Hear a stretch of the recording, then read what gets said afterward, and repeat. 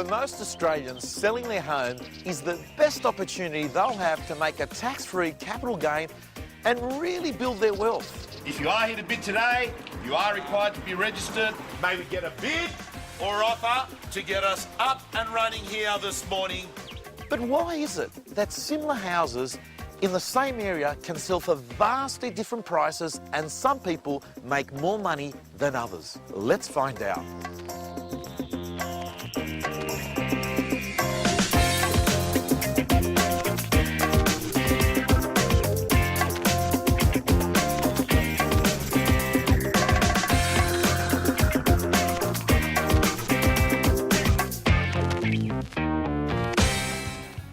My name's Tom Panos and I've spent the last 30 years helping people sell their homes for the highest price they can.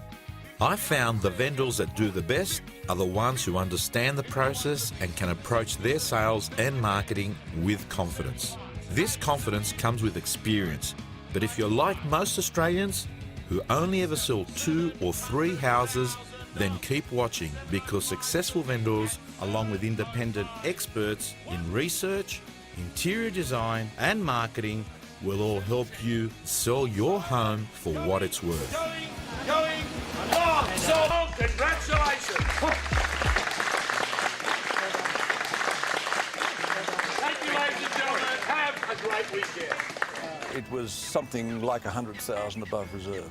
This property sold for $1,090,000, which was $141,000 above the reserve price. To get this result, the vendor invested $8,000 in marketing and $6,000 in styling and furniture hire. Put another way, Peter Cornish put $14,000 in and got $141,000 out. Without styling it and without the preparation of it, we wouldn't have achieved that result. So yes, it's gone very well from beginning to end, in fact, as at today. There's a belief that the best agents use a formula that goes: a world record price equals world-class marketing, plus world-class negotiation, plus emotional connection and competitive bidding. Hi, Gil. One man who used this formula to build up and sell a very successful real estate business is Gil Davies. He's recently applied robust statistical science to the question of where and how people should advertise to get the best price for the property they're selling. So Gil, why do we advertise and how do we go about it? Basically, we use the statistical technique known as reversionary analysis, which allows one to isolate back to the one factor that we're looking for. In this case, what is the effect of advertising on the final selling price? It sounds pretty technical. At the end of the day, Gil, what did the research clearly show and demonstrate? The bottom line is that a combination of advertising in print and on the internet definitely gets the highest price. To put a monetary value on it, if you spend about $4,000 advertising the average property, you're going to get about $10,000 back. And that roughly 1% increase across the board applies in 99% of the cases. So it's without doubt that that combination of advertising works better than either single medium. I found that most people don't understand how advertising works. They work on the basis of what they've heard from somebody else or their own experience. But as an agent selling properties, you rapidly learn what does and doesn't work. I think the most important thing is that, of course, there are any number of buyers out there who might be interested in a property, but they are only going to be attracted in specific ways. A couple of buyers might come from the internet. A couple of buyers might come from local advertising in newspapers. Another one might come from a signboard. Someone else might be referred to the property by somebody who knows it. Now, if you cut out any of those people, if you decided not to use the internet, for instance, then instead of having 6 potential buyers for the property, you'd only have 4. If you decided not to use the newspapers in your advertising, that might cut out another 3 buyers. So it becomes not only progressively more difficult to get the right price for it, but it becomes difficult even to sell the property at all. And my analogy to this would be fishing in a sea or fishing in a puddle. When you first start the marketing, the property is new to the market. It's exciting. If people are looking for a property like that, they'll come and they'll have a look at it. If you don't get those people to come then, or if you lose them, or if the marketing campaign drags on, it becomes progressively more and more difficult to attract people to the property at all. So instead of fishing in that sea, you're now fishing in a puddle. So what would you say to the vendor out there who wants to save $1 and say, I'm just going to put it on the internet for a few weeks and see how it goes? You would be much better off doing all of the advertising all at once and just doing it for a short period of time, because you will attract all of those buyers. You'll see who's out there, you'll get the competition, you'll get the better price, and you'll actually save in not having to do drip feed advertising for weeks or months down the track. By adopting these methods, I had all properties sold in less than a month, and my average was just slightly over 2 weeks. So I can say hand on heart that I was saving my vendors money as well as getting them more dollars for their properties.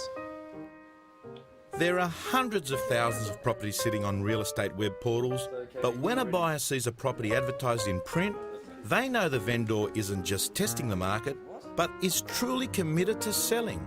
In other words, a serious vendor attracts a serious buyer. Tim Lawless is a research director for RP Data. What they do is analyse real estate statistical information. They look at prices, they look at clearance rates, they also look at how many days on market it takes to sell a property, and they essentially have every transaction across Australia, and they manipulate that data and find out answers to questions that people like to know about real estate, such as, you know, what is the clearance rate at that time, or what the median price is in a suburb. I caught up with Tim to ask him how vendors should set their selling price and about the unique love affair Australians have with property. How are you? Very well. It's good to see you. Now, with all this information and knowledge that you've got about property, you must see trends. Do Australians have a love affair with real estate? Well, a really good statistic is the fact that Australians have about 60% of their wealth tied up in property, much more so than you'll find in other comparable countries like the US or the UK, or even New Zealand for that matter. So investment in property in Australia is a very popular way to, I suppose, build up your investment portfolio, much more so than say, the share market, for example. For the simple reason being that it's fairly straightforward. You don't have to be a rocket scientist to invest in property. It's all about location, and it's all about timing as well, making sure you're buying and selling at appropriate times. Normally, when people actually buy and sell a property, they're holding on to that particular home for at least 7 years. Right. So you're finding it is a very long-term investment as opposed to the share market, where you're generally buying and selling in fairly short time frames. Thank you. Someone thinking of selling a property would have to set a price on what's realistic in the marketplace. How does a seller set their asking price? Realistic is probably the key word there. Setting a realistic price or a reasonable price is one of the most important aspects of selling a property. Now, the best way to set a reasonable price or a realistic price is to work with a reputable real estate agent. Now, most real estate agents are going to have access to RP data, and they can look at what's sold in the area over time, so you can find comparable sales. In addition to that, they should also be looking at what's currently on the marketplace, because what's available for sale is what, I suppose, prospective buyers will be comparing your property to. So having a look at what's for sale in the marketplace and what has recently sold are the best ways to set your selling price. So, should you allocate some sort of money towards marketing? The general rule of thumb is that you should allow about 1% of your expected sale price for your overall marketing budget. This is your one opportunity to sell an asset, your principal place of residence.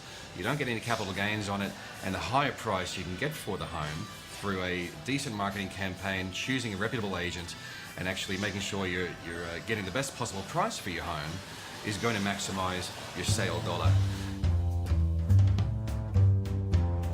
So the first steps in getting the best price for your home is to research your area. Select the best agent and work with them to set your price.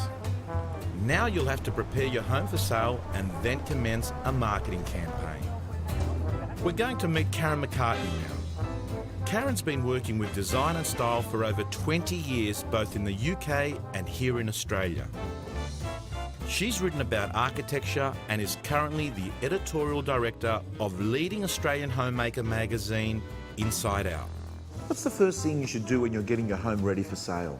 I think the very first thing that you should do when you're getting your home ready for sale is to disassociate yourself from your home, because it's been such a personal place for you and your family for so long. But really, in selling it, you're turning it into a marketable commodity, so you've got to start by thinking about it differently. What about street appeal? Street appeal is really crucial, because as people drive up to a house, they need to imagine themselves in there. I mean, buying a house is an enormous investment, but more than anything, it is a lifestyle choice. So you want that person to feel, this is me, I want to live here, I want to be here. And so to that end, you've got to be really careful about colour choices on the facade. You don't want something that looks dated, so it may well be worth repainting in contemporary colours. With Karen is Margie Attard, who is a property stylist from Coco Republic. And we've come to a block of units where one has been styled and one hasn't. Where would you begin with an apartment like this? Well, I think this is a great example of why to style a property. As you can see, it's very cold, very uninviting, and most people just wouldn't know where to put their furniture. So this is a fantastic example of the kind of thing you do at Coco Republic. It most certainly is. Coco Republic offer a complete styling service or a partial styling service, which is called an integration. A complete styling service is what we've done here, and what you can see, where this property was completely empty and we brought in absolutely everything.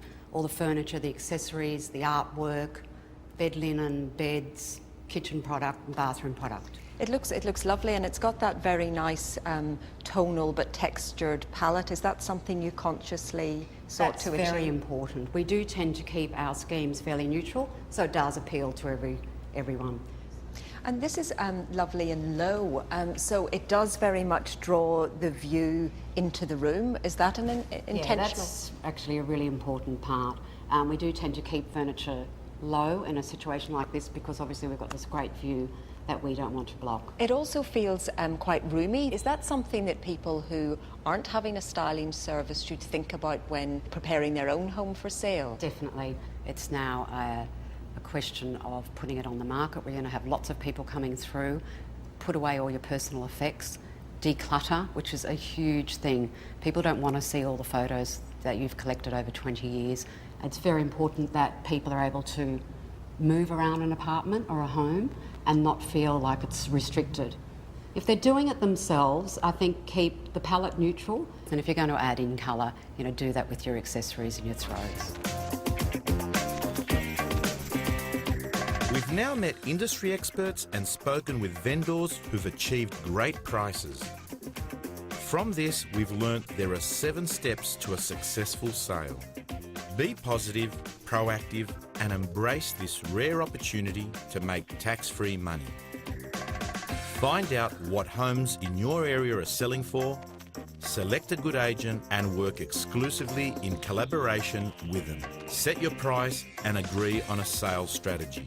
Make sure your home looks great and consider getting help from a stylist. Allocate a budget of around 1% of your expected price for marketing. Advertise your property in a broad range of media, including newspapers and the internet. Remember, selling your home is a great opportunity to make a tax-free capital gain. My advice is to embrace the opportunity and make sure you sell it for what it's worth.